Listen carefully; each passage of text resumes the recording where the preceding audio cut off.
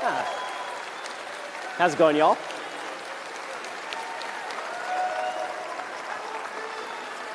Love you too, dude. All right, so, well, I got to admit, I don't know why any of you are here. It's a really nice day outside.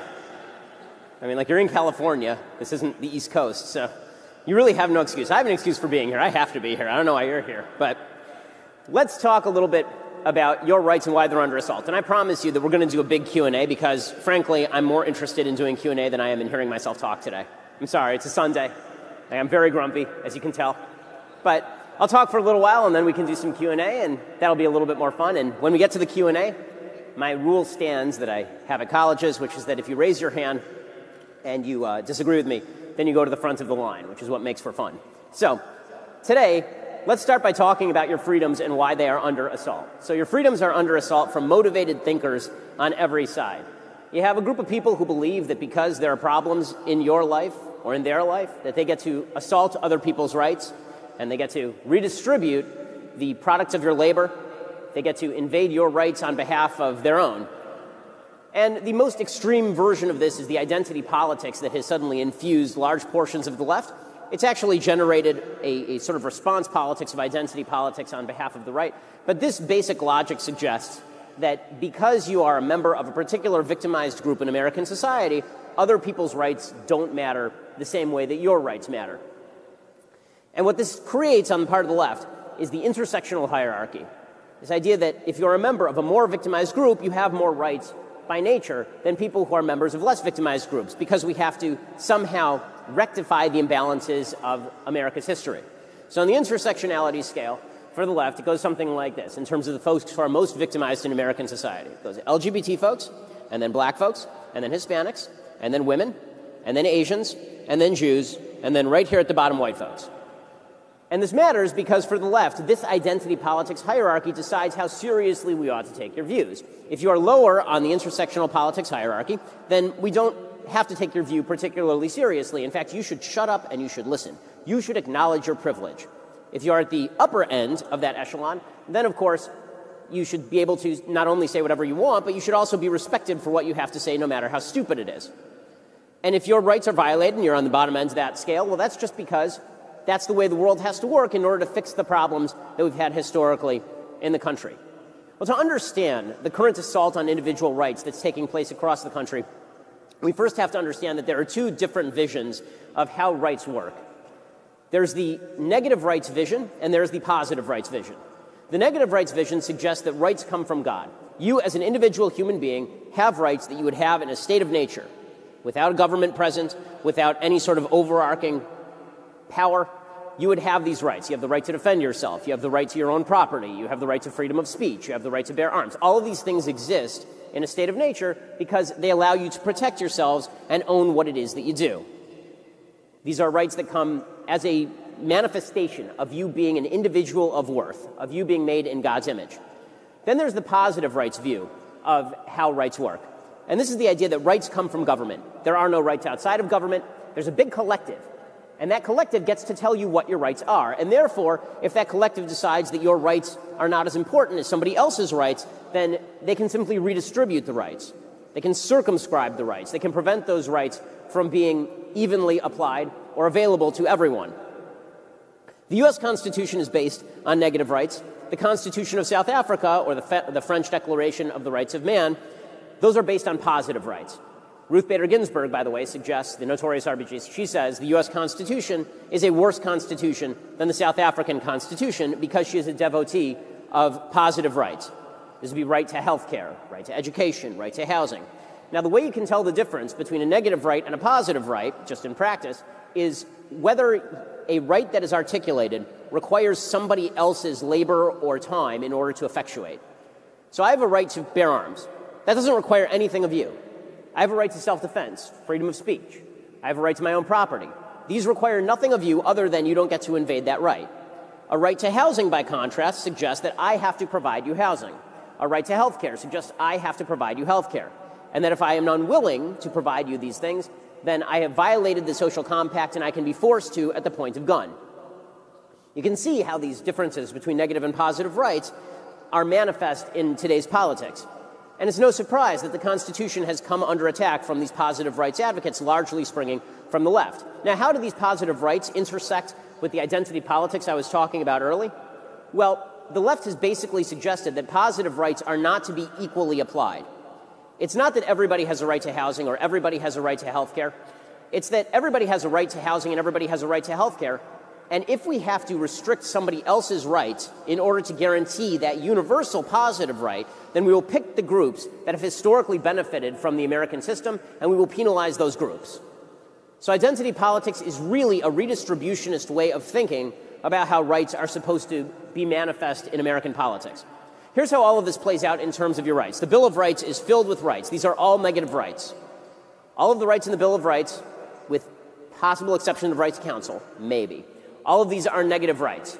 They are rights that you have in a state of nature and that are not guaranteed to you by the government, except by the government guaranteeing nobody else can invade those rights.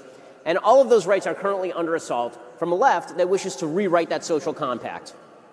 Freedom of religion, under the First Amendment, obviously is being assaulted right now by folks who believe that rights are variable. And freedom of religion suggests that I get to practice my religion as I see fit, so long as I'm not harming you. But what the left does is they say, well, your definition of harm isn't broad enough. So if you run a business and you don't wish to bake a cake for a same-sex wedding, you are somehow invading my rights. Well, I'm not. In any sort of negative rights world, I'm obviously not invading your rights because I have no obligation to bake you a cake. It's my cake. It's my shop. I don't have a right to you don't have a right to my cake. You don't have a right to my labor. You don't have a right to my time. But the left has decided that freedom of religion must be quashed, but specifically religions that have had historical dominance in the United States, which is one of the reasons that you see all of this focus on the part of social activists on the left focusing in on religious Christians and almost none focusing on religious Muslims, for example. If you go to a religious Muslim bakery, they also will probably tell you that they're not interested in baking a cake for your same-sex wedding. But you haven't seen any talk about that, specifically because Muslims in the United States rank higher on the intersectional scale than Christians do. Well, the same thing holds true when it comes to rights like freedom of speech and of the press. The right to freedom of speech only applies under certain circumstances according to the left, because some speech is harmful, some speech is violence. Hate speech must be banned. Now, nothing in the Constitution says any of this. Speech is speech, violence is violence. There is no such category under the Constitution, or really in thought, as hate speech. We all know that there's such a thing as hateful speech, but that's not the same thing as saying that you, a subjective human being, get to ban other people or use violence to stop other people from talking. Yet you see that the left has engaged in a sort of mob politics where they grin and laugh when people's rights are shut down. If I go to Berkeley, then you'll see riots, literal riots, if I go to Berkeley, because my speech is violence. When I went to Berkeley, requiring some 500 police officers, 600 police officers to protect the place, people outside were literally chanting, speech is violence, which of course it is not. But if the goal is to equate speech with violence, then as soon as speech is violence, we can shut down violence. Government has a role in preventing violence. So if my speech is violence or causes violence, then we can simply shut down my speech. This is ugly stuff. And you see, unfortunately, this mindset becoming quite prominent across the country. I'm not just talking about governmental attempts to shut down speech at this point. I'm talking about an attitude of free speech that actually allows us to have a fulsome conversation about the issues. You saw this manifest when it came to the Me Too movement. This idea that men had nothing to say about Me Too. Sit down and shut up, you're men, you don't know anything. Or abortion. Sit down and shut up, you're men, you don't know anything. Well, we can't have a conversation if you're simply going to assume that I can't understand you because of dint of birth. I was born a man. Not my fault. I mean, I'll say I'm pretty happy about it, but it doesn't actually mean that I can't have an opinion on matters that affect other groups more than they affect me. Because the entire basis of having any sort of republic is the idea that we can talk beyond those barriers, that we can have rational conversations with one another. Identity politics throws up a roadblock in the way of this. Identity politics prevents you from having these important conversations. The left is assaulting the right to bear arms, obviously. Now, the right to bear arms was specifically created and meant to protect you from tyranny. It wasn't meant for hunting. It wasn't meant for sport shooting. It was meant to protect you from tyranny and to prevent you from having your rights assaulted in your own home. The left has decided, however, that that's not really a threat, which leads to a really weird spectacle. The left proclaims that President Trump is Hitler or Stalin, but they want him to take all their guns, which is a very weird response to Hitler or Stalin. The fact is that if the left truly believed that Trump was all the things they say that he is, they would be very much in favor of the right to bear arms as a defense against the sort of tyranny that they specifically are afraid of. But the real truth is that the attempt to take away the right to bear arms is based on the idea that your individual rights can be quashed in the name of the collective, that there is a broader collective that has an interest in you not having a gun, and therefore your gun should be taken away, no matter how law-abiding you are, which is one of the weird things about gun control.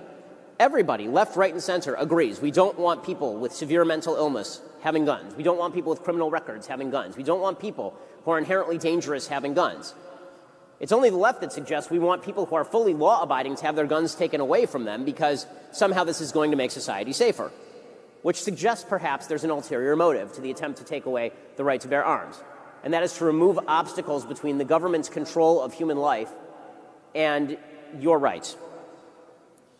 Other elements of the Constitution that are being undermined right now, other rights that are being undermined. The most obvious case in the last several weeks, obviously, is due process of law.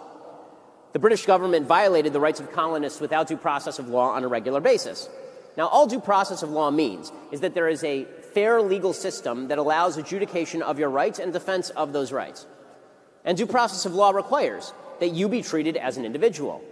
Due process requires that your rights are yours. In other words, if you are an individual and you didn't do anything wrong, you don't get to be thrown in jail based on what group you're a part of. And yet we saw, actually, over the last several weeks, that the left has basically decided that this is to no longer apply based on your membership in particular groups. You saw this specifically with Brett Kavanaugh. In due process of law, the very concept of it went by the wayside.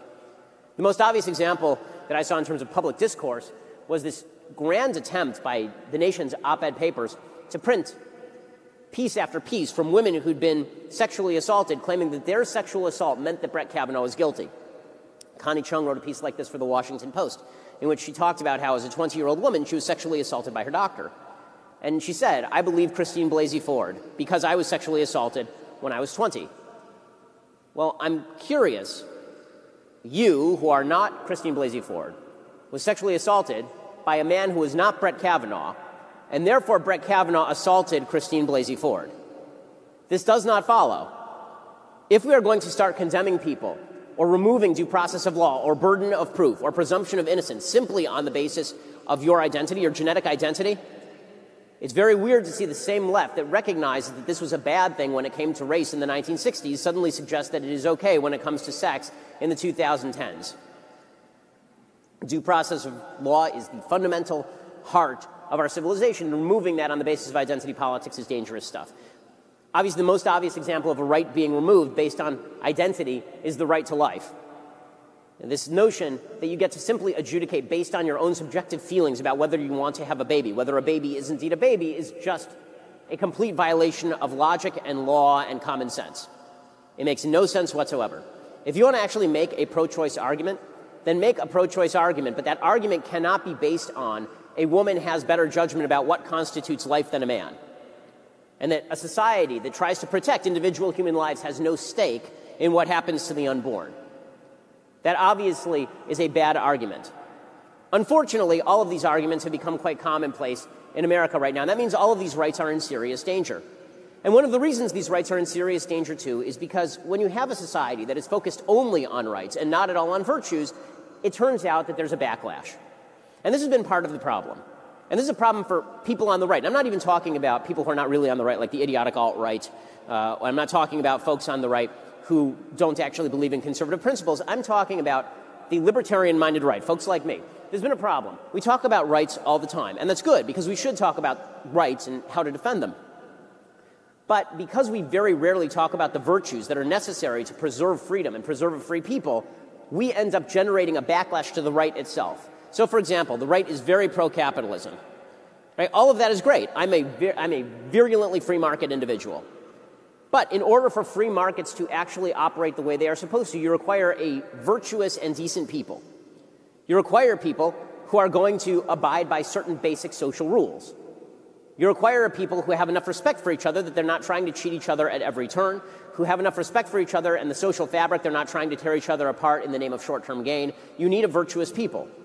Because otherwise what happens is that bad things happen in the name of capitalism, and then the left responds by saying capitalism is no good, we need social control from the top. You see the same thing happen with regard to freedom of speech. I will defend anybody's freedom of speech, including from people who disagree with me, who threaten me, who are legitimately awful human beings. But if we are constantly using freedom of speech in the worst possible ways, you're going to see a backlash, an inevitable backlash on the part of people who have not thought about the relationship between rights and responsibilities and think that we ought to quash the right in order to make a better world. That's dangerous stuff. And so it's incumbent on all of us to become more virtuous in how we speak. And that's me too, right? I've failed at this. We all fail at this. But the question is, which direction are we moving? Can we make ourselves more virtuous? Can we have conversations with other people without assuming the worst motives and the worst intent? When it comes to the right to bear arms, are we going to be responsible about how we treat our weaponry? Are we going to be responsible in getting trained? Are we going to make sure that the guns are locked up? If you actually want to have good conversations while maintaining rights, then what you need is a people who are committed to a certain baseline of morality. Due process of law means thinking beyond our confirmation bias, requiring due process of law whether we like the person who is being attacked or whether we don't like the person who's being attacked. We actually have to think through each individual case. If we make ourselves better, then we deserve our rights. We have those rights whether we deserve them or not. And the solution to misuse of rights is not to quash the right. But if we actually wish to be a free people who preserve our own rights, then we have to be a more virtuous people. And that's the other half of the equation. Every right has corresponding duties. Not duties on somebody else's behalf. That's positive rights. Duties on your own behalf. You have a right to free speech. That means you have the obligation to think well and speak well. You have the right to property. That means that you ought to treat people responsibly and make moral decisions with that property. That doesn't mean we can take away your right, but if you want a functioning society, you need rights on the one hand and virtues on the other. And if they go hand in hand, then you have a functioning, beautiful country. That's, I think, what we all ought to be aiming for, right, left, and center. Okay, happy to take your questions.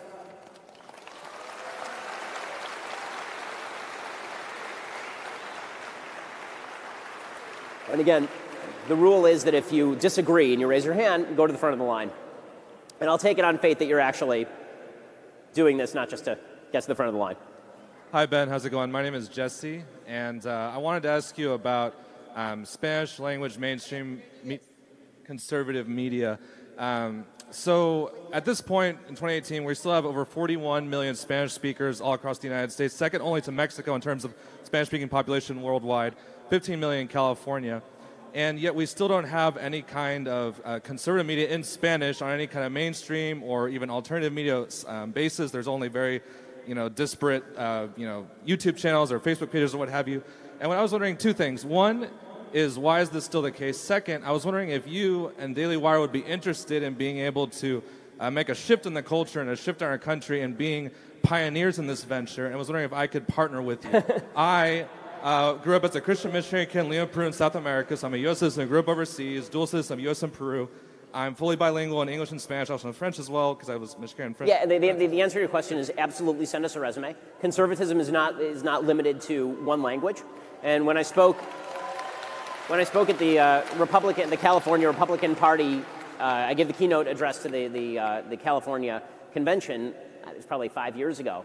I actually suggested that everybody in the room ought to try learning Spanish. I'm working on it right now. I've been working on it for years. I keep failing.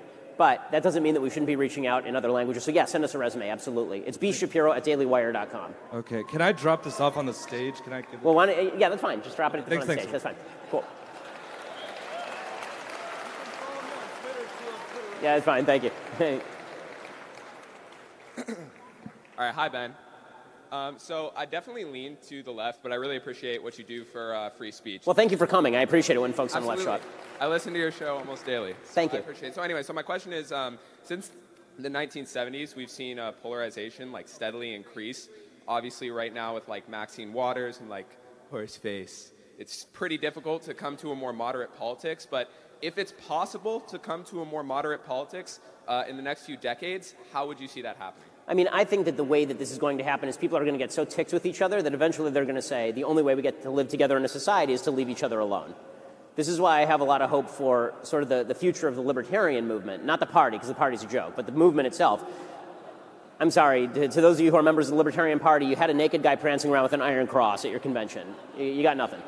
But with that said, I think what the left can learn from President Trump is that they don't want President Trump running their life, and I think what the right has learned anew from Barack Obama is they didn't want Barack Obama running their life, which means devolution of authority to the lowest possible level. That's the only way we're going to be able to handle living in the same country with one another, because if it's just a battle over who gets to control whose life, then we have a real problem on our hands. And so I think that you're seeing people come together around that, although I think that's easier said than done in the social sphere than the economic sphere, because the left particularly is fascinated with the idea of being able to manipulate economics from the top for a different distribution of wealth. And that, I think, is a terrible idea. I think, again, the only way you're going to have a functioning society is if we leave each other alone, basically. Thanks. Hi, Mr. Shapiro. As a thing you like, you recommended that people read Economics in One Lesson. Yeah, by Henry Hazlitt, yeah. Right, that basically says that because of the broken window fallacy, government spending isn't great for the economy. So my question for you is war good for the economy? And if so, is it good because of government defense spending? And how does that impact your thoughts on whether World War II ended the Great Depression? So war is not good for the economy. War is very bad for the economy. It's a misallocation of resources toward breaking things and bombing people that could be used in other ways, obviously. As far as whether World War II ended the Great Depression, only in terms of unemployment, meaning that it was really the return from, if you take 200,000 people out, well, 200,000, if you take millions of people out of the workforce immediately and start paying them money from future spending, then there will be an immediate boost in the employment rate. I mean, a bunch of people who are unemployed now have jobs. That doesn't necessarily mean that the economy is getting a lot stronger.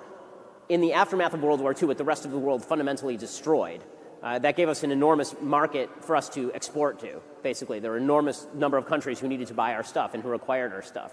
And that new export market, combined with men returning from war and capital enthusiasm for getting back involved in the economy, meant a lot. Also, there was some deregulation that happened after World War II. There was heavy regulation during World War II itself. In fact, Hazlitt leads off the beginning of his book basically by saying people think war is good for the economy. War is not good for the economy. It creates a short-term boost in spending, which looks like it's good for the economy, but it doesn't lead to any underlying significant growth in economic prosperity or in the creation of new products and services that make our lives better, because people tend to equate unemployment rate with good economy. That's not true. The USSR had a 100% employment rate and a crappy economy. Cuba has a 100% employment rate and a crappy economy. What makes economies good is the number of goods and services that are life-changing, powerful, and widely available that make our lives better. That's why your life is better now than it was in the 1970s.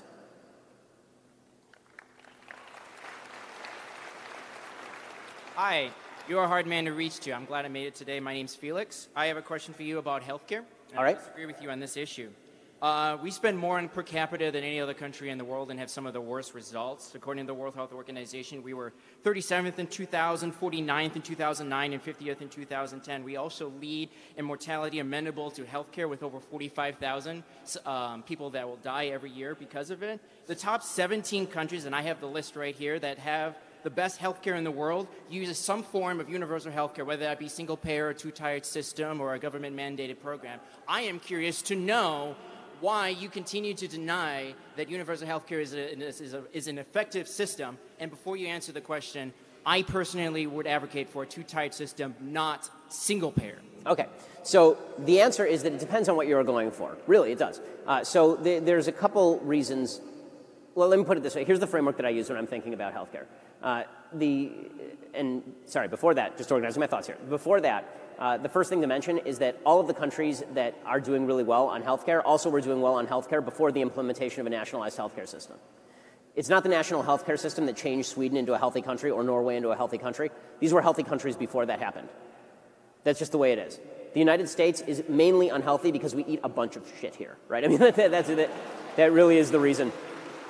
Our diet is really different than it is in, for example, Japan or in Norway, where people tend to exercise more and are healthier as an overall metric. So comparing populations is not like, it depends on where you're comparing. If you compare Norwegians in the United States to people who live in Norway, my guess is you probably wouldn't see an enormous difference in the level of healthcare obtained. Number two, the United States healthcare system is a disaster area. It's actually the worst of all possible worlds. It is not a free market system, and it's not a totally regulated system. It's somewhere in between, which means it's heavily regulated and heavily subsidized, which leads to increased costs. That's why it's so expensive. When we say that we're spending an enormous amount per capita, we should define who the we is. The we is not the government. The we is the government plus private expenditures on healthcare. Now, it's my decision whether I want to spend a lot of money on end-of-life care. It's my decision whether I want to spend a lot of money on immediate care. So it's not quite a one-to-one ratio the way that people are making it out to be. And that's why in the United States, for example, when it comes to 5-year cancer survival rates, we actually rank #1 in the world. That's because you actually have availability of healthcare if you can pay for it. The question is, how do you bring the cost down? So now to my model of how I think about healthcare. Dan McLaughlin in National Review puts it this way. He says you can have 3 things in healthcare. You can have affordability, universality, and quality. Those are the 3 things that you're looking for in healthcare. Every system can guarantee no better than 2. So most of the systems that you're talking about, if they are universal, they are not affordable in the sense that the government does rack up enormous surcharges on that basis. Now, that may not be as much as we're spending here, because as I say, we have the worst of all available systems. We're not free market and we're not nationalized. But Canada's healthcare system is extraordinarily expensive. Britain's healthcare is extraordinarily expensive. Norway's healthcare is extraordinarily expensive, which is why the tax rates on people in the middle class and lower classes is still exorbitantly high. Like, the United States actually has a far more progressive system of taxation than Switzerland or Sweden or Norway. Right? All of those countries have income taxes of 60% for folks making about 60 grand a year. It's really, really high. There is a cost to it. Now, the question is, what are you looking for? So what I am looking for is affordability and quality and not universality. Universal health care is good if you're looking for universality. If you're looking for universality and affordability, you don't spend a lot of money in your ration health care. You see some single-payer systems that are like this. If you're looking for universality and quality, then you don't care that much about affordability. You just spend an awful lot of money on it. And if you're looking for quality and affordability, then you have a free market system, because that's what free markets generate. They can generate near universality, but not complete universality. This is true for food products, for example. It's not true that everyone has equal access to food, but food is extraordinarily cheap in the United States and very high quality, at least what you can get. So the question is, how do you wish to define the balance between rights and duties in a civilized society? My answer is I want affordability and quality, and I want social fabric picking up the rest, particularly at local level and hopefully before you get to the governmental level. The problem I have with the universal healthcare system is that it tends to drive down supply of doctors and nurses unless you spend exorbitant amounts of cash, right? You have to import people from other countries to do that work. This is what's happened in Britain, where they're importing a lot of their healthcare system from India, for example. Or you have to spend enormous sums of money. So are there nationalized healthcare systems that are better than ours? Yeah, there are. Australia is better than ours. Switzerland is better than ours. And I agree with you. If you were going to do this, you would want a 2-tiered system, right? Which is more like Switzerland. But in my view, the best of all available systems would be a wild deregulation of the healthcare system itself, leading to lowered costs, higher quality, and then what's left over can be filled in with relatively minimal investment. Just one thing. Can I email you with some responses? Sure, absolutely. Right. Thanks.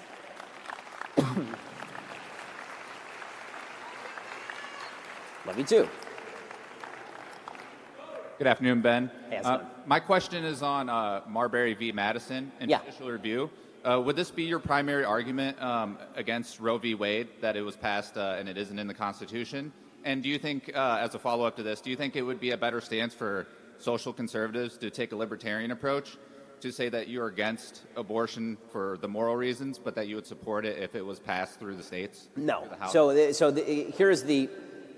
So when it comes to Marbury versus Madison and the place of judicial review, I don't like judicial review as a basic element of the system. I think it's quite controversial whether Marbury versus Madison was correctly decided in the first place, because I don't think that the founders meant to create a super legislature of people who are the wisest and best among us to decide what the Constitution means.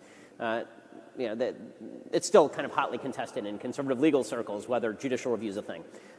When it comes to abortion, the chief argument I have against Roe v. Wade on the constitutional level is that nowhere in the Constitution does it say there's a right to abortion, because there is no right to abortion in the actual Constitution of the United States. In fact, there's not anything even remotely approaching a right to abortion in the Constitution of the United States. However, when it comes to my moral stance on this, I'm not libertarian on abortion in the same way that I would not be libertarian on slavery. So in 1856, there was a very widespread debate in the United States between Abraham Lincoln and Stephen Douglas. Stephen Douglas basically took the decentralized position on slavery. He said states should be able to decide for themselves whether or not they wish to preserve slavery or not. Why is it my business? It's not my state. It's not my life. The same argument could easily be made about abortion. Why is it my business? It's not my body. It's not my life. It's not my child. So, if a state decides to be liberal about abortion, well, that's their business. If you believe that human life is being violated on a fundamental level by abortion itself, you cannot stand idly by and then kick it to states for a libertarian cause. I'm fine with libertarianism on causes that do not involve a violation of the most basic right, the right to live. That is not something where I'm willing to devolve that to the lowest level, the same way I'm not willing to suggest that any state that does not prosecute murder would be allowed to do that under the Constitution. The Constitution of the United States does not allow a state to simply say that murder is no longer a thing, or slavery is fine. I'm not going to pretend that this is an issue on which libertarianism has anything to say. In fact, you can be a pro-life libertarian simply by saying that there is a fundamental right to life that ought to be protected for those who are unborn. I like the shirt. Yeah. I thought you'd dig it. The first time I see a Sarah Press is overrated shirt will be a very great day. So a lot of people, especially here, feel like you're just a fantastic debater, destroyer of liberals and their arguments. And that's not something I've actually seen a lot in practice. I've seen you out-debate college students. Ooh. So I've seen you out-debate college students, but, they're college students. If you were debating 19-year-old you, I have no question that 19-year-old you would get absolutely destroyed. And I see you have kind of fireside chit-chats with, Sam Harris, Jordan Peterson. Oh. It's fine, Go ahead.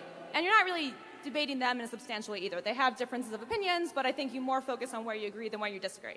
So my question is, A, if this is correct, and there are some exceptions like the Politicon debate last year, why do you think this is? Are liberals afraid to debate you? Are you afraid to debate them? Are there a lot of examples of really great head-to-head debates that I'm just missing? Sure, yeah. I mean, if you go back there, I did a series of debates in Seattle with a group of folks, the local head of the NAACP, the writer for the Seattle Stranger on race. We did a debate with some gun experts on gun rights. I've literally spent my entire life, my political life, having conversations with folks on the left. In fact, those are the conversations that I enjoy the most. As far as why there are all these tapes of me destroying liberals at college campuses, it's because college students apparently have more courage than a lot of professional political pundits who don't actually want to get on a stage.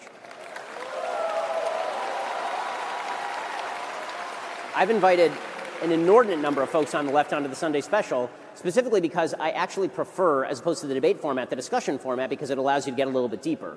Right? Debate formats themselves are built for how do you destroy the other side, how do you undermine a point, right? And that's fun. I don't think it's necessarily the most productive conversation.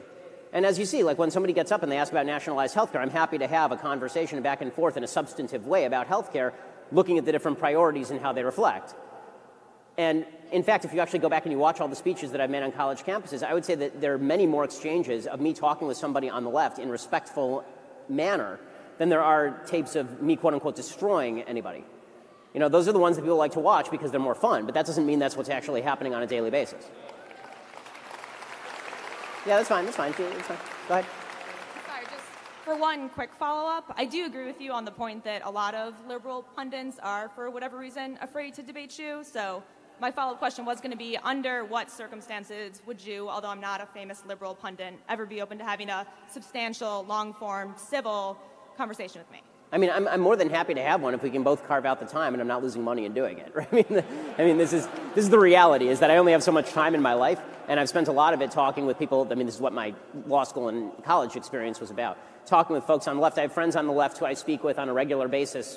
I don't want to name names for fear of ruining their careers, but those conversations largely do happen behind closed doors. But people have a fear of getting out in front of a camera, specifically because we do live in an environment where the rock'em sock'em robot stuff tends to get more attention than the substantive discussion stuff.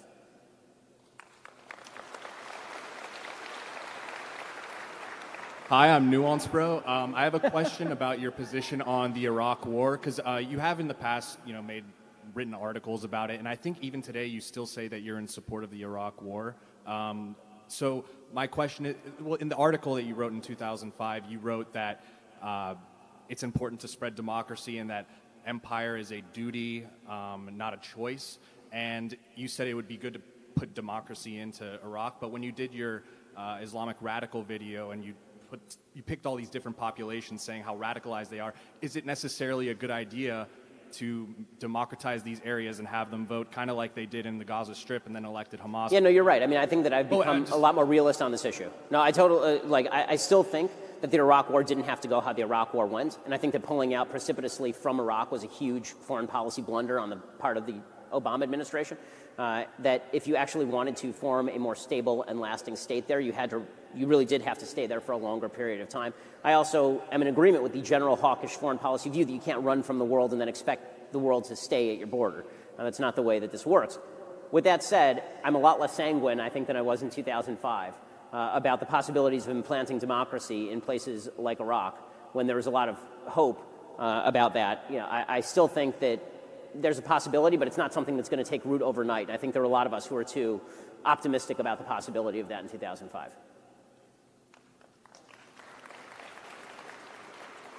Hi, Ben. I am a fan, but I'm in the disagree category. Well, that's fine. Okay. There are studies which show young children find black babies dirty or not nice, and that culturally black names on resumes and job applications get fewer callbacks. Do you think this is an example of systematic racism? Well, I'm not going to accuse a 3-year-old of systematic racism. So let's start with that. I don't think that babies necessarily have the capacity to build an entire hierarchy of race. Like, I have a 4.5-year-old and a 2.5-year-old, and they can barely clean themselves. And the 2.5-year-old can't clean himself. So if he's a racist, I have yet to see it manifest, and he's not like burning a tiny cross in the front yard or anything. As far as the studies that show the culturally black names being hired at a lesser rate, there's actually a fascinating study that was done about last names. So the question when it came to the first name study was, are people being ruled out because of race, or are they being ruled out because of perception of culture?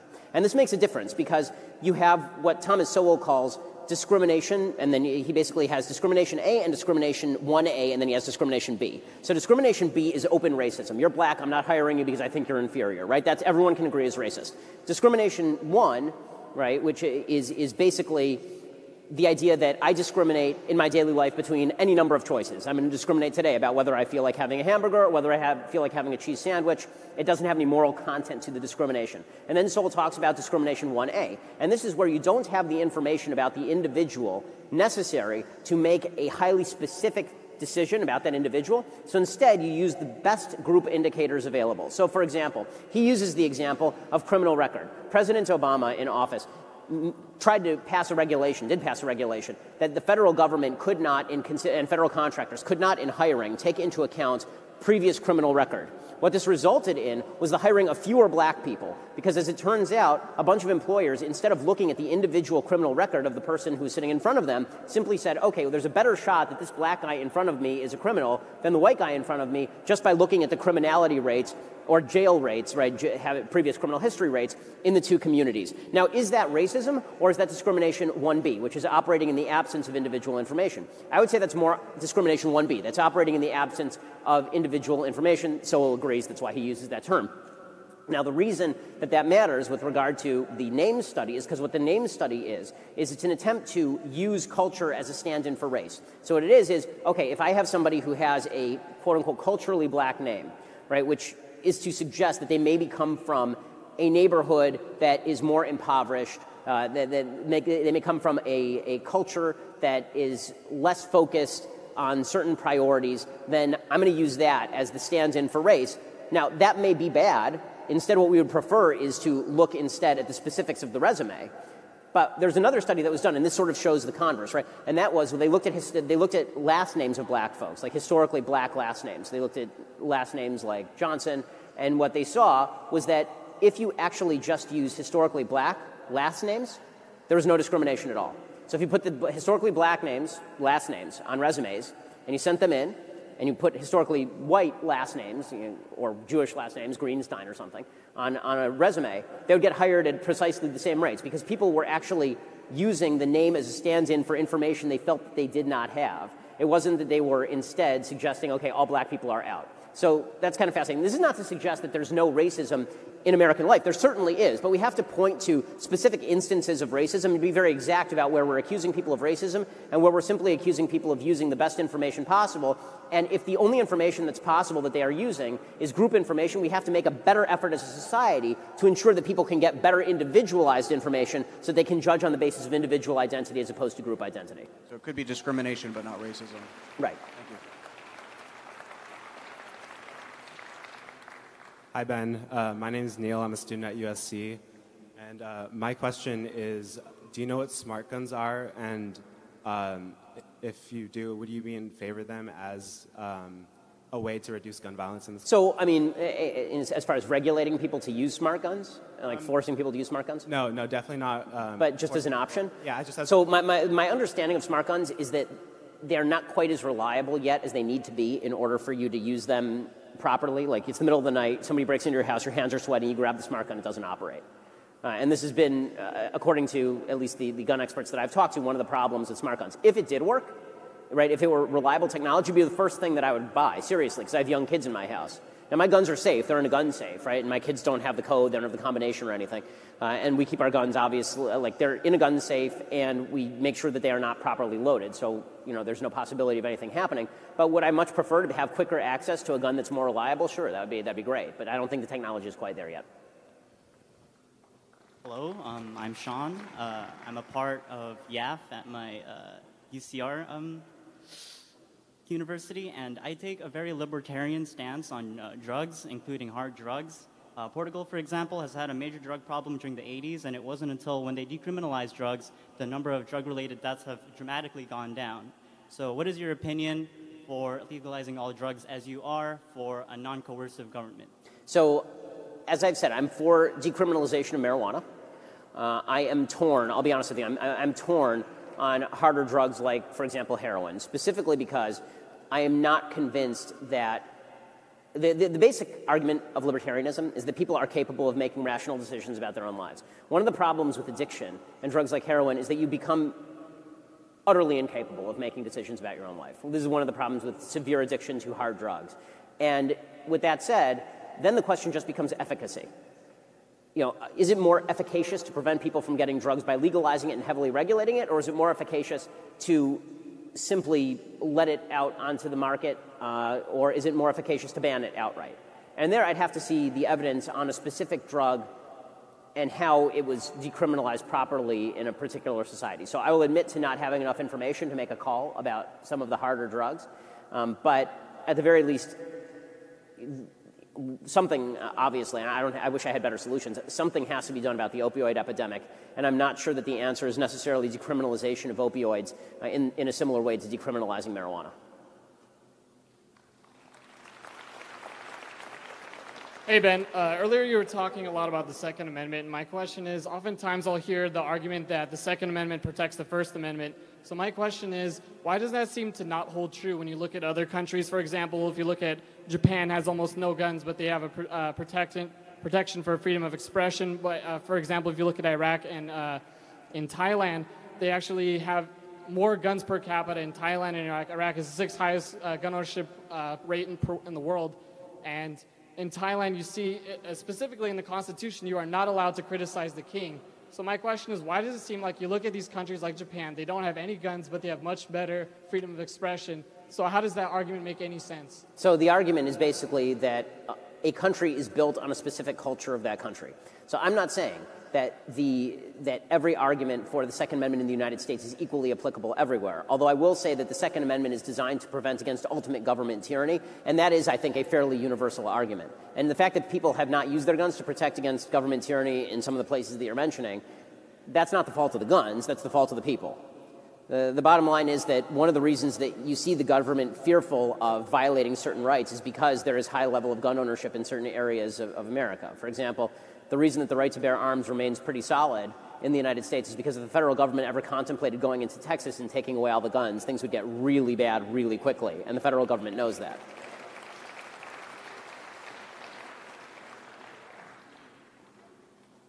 What's up, Yellow? Hi, I'm Robert Freeman. I'm with Vote Matrix. I'm a tech company. And like you probably know, a lot of tech companies these days are subject to censorship by the government. So I was just wondering how you would balance meeting government regulations and actually hosting an open platform.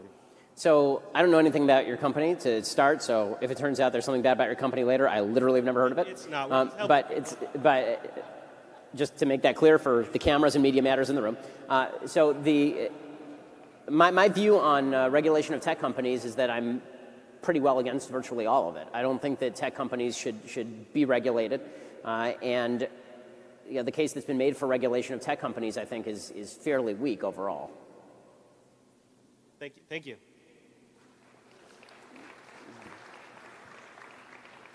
Hi, Ben. I just want to start off by saying that I'm a big fan of the show, and I listen every day, and you actually inspired me to start my own podcast. Oh, great. Well, that's great. Thank you. So thank you. One thing, though, that I'm a little bit concerned about is I would say that you don't have the best track record in terms... So you make the compelling case as to why we have our rights are under attack. You make the compelling case that the left is a threat for what is essentially evil in the United States. Not evil, but for destruction, the destruction of American values. You basically point that out. But then, like for example, in the 2016 election, you're an ever-Trumper. And if Trump was not elected, we would have somebody else to replace Antonin Scalia. We would have had somebody else to replace Justice Kennedy. In cases like the Alabama election, Roy Moore, we saw recently how important it is to have a Senate majority. And most recently in Brett Kavanaugh. You said that if he was guilty of alleged sexual assault at the age of 17 at a drunken high school at a party, that you would say that he is ineligible to be on the Supreme Court. Now, if you truly believe, and like for example in 2008, Heller versus DC, where we were one vote away from misinterpreting the Second Amendment, why would you suggest that we have to forego these clear victories? I think it's a moral mystery of how endangered we are as Americans to lose our rights and to lose this great rhetorical battle between right and left. So as I said during the 2016 election, if you believe that 2016 is the last election, then you have to vote for Trump, right? If you believe that we're really on the precipice of tyranny and like full tyranny, and that we're never going to have there'll never be any recovery for the country, we're literally at the cliff's point, you have no choice but to vote for the lesser of the two available evils. One of the, what I also said is that, as far as President Trump, number one, I appreciate all the good things that he's done, right? I cheered Gorsuch. I put on a MAGA hat when he picked Gorsuch, right? I've cheered Kavanaugh to a certain extent, although I still would like to see his record on the bench. But when it comes to tax cuts, when it comes to Middle Eastern policy, when it comes to moving to the embassy to Jerusalem, when it comes to taking a harsher stance against Russia, an actual harsher stance, not just words, but actual harsher stance. President Trump's been great. On policy, he's been really, really good in a lot of different ways, and I'm very grateful that he proved me wrong on all that stuff. With all of that said, my main concerns about President Trump were three. Two of those three have been alleviated. One of them has not, and this speaks to Roy Moore. We still need to live in a country together, and as we fall into the trap of saying that every decision is a lesser of two available evils, we are going to start greenlighting worse and worse behavior and worse standards in the name of beating the other guy. And that's what you're seeing with things like Roy Moore. Okay, so Roy Moore, would he have voted for more of my priorities than Doug Jones? Of course he would have. Does it lower the general standard of America to have a credibly accused child molester in the Senate? Yes, of course it does. And if we are not willing to forego some temporary victories in order to preserve the character of the country, if you believe that there is still a social fabric to preserve, then we are contributing to the breakdown of that social fabric. Now, maybe you believe the social fabric is gone, and we're basically at that point. If you believe that, then of course you have to back Roy Moore or whomever, because you're preventing the ultimate evil. This is why while I deeply despise leftist ideology, I think it's a mistake to castigate everybody who's on the political left as an enemy of the United States, or to castigate the press as an enemy of the people, or this kind of stuff. I think it's dangerous stuff because it actually brings us closer to civil war than it does to any sort of cure for what ails the country, even though I deeply disagree with the folks on the left. As far as President Trump in the 2016 election, where I stand for 2020, I had three main concerns with President Trump. One is that President Trump was not going to govern conservatively. That was based on his rhetoric, which was all over the place. He has completely alleviated my concerns on that score. He has governed very, very conservatively, which is terrific. And I'm deeply grateful for it. The second concern that I had was that he was going to soul-suck the Republican Party to the extent that we were going to greenlight a bunch of policies and or character issues that we really didn't like. And there I think I was half right. I mean, you have the party now basically when he says stuff that like the office of the presidency had been previously disgraced by Bill Clinton. It's not a great thing that the president of the United States says horse face, right? I mean, like, these are not wonderful things. And so but my view there is that the damage has sort of already been done, right? He's not doing any worse damage today than he was doing yesterday. He's just being himself, which is like the damage was done the day he entered the office. And then, so that means that concern was both justified and alleviated based on the changing evidence. And then my third concern, which still is very much in order, is whether he was going to toxify the image of the Republican Party among growing demographic groups in the United States. That one's still very much on the table, and we don't know the answer to that one yet. But when you wrap that all up in a ball, what that suggests is that I'm more likely it. Okay, this is the last question. All right, last sorry, question. One more. Okay, in response to your statement about where in the Constitution yes. is there the abortion right to abortion, I want to ask you the same thing about the Heller decision. Where in the Constitution does it say an individual's right to a gun? It doesn't say that in the Second Amendment. Okay, what it actually says in the Second Amendment is that a militia being necessary to the preservation of a free state, the right to keep and bear arms shall not be infringed. Right? That's the actual language of the Second Amendment. To understand what you mean by the militia, you have to understand that the militia was a member or a bunch of individuals who would be summoned by the government to serve in that militia. Individual ownership of arms was extraordinarily prevalent in colonial America. Virtually in many societies, in many states in colonial America, the basic assumption is that if you were between the ages of 16 and 50, you were going to own a gun in your home, which is why they could rely on the militia to actually assemble at any given point and go fight. So there was an individual right to bear arms. It is not a modifying or restricting clause. It is an explanatory clause, not the same thing. The clause that matters there is is the right to keep and bear arms shall not be infringed. The first clause does not say if you're not a member of a militia, you don't need a gun. It's an explanatory clause for why guns are most necessary, the formation of militias to preserve and defend freedom abroad and at home. Thank you so much. Ladies and gentlemen, a big round of applause for Ben Shapiro. Thank you.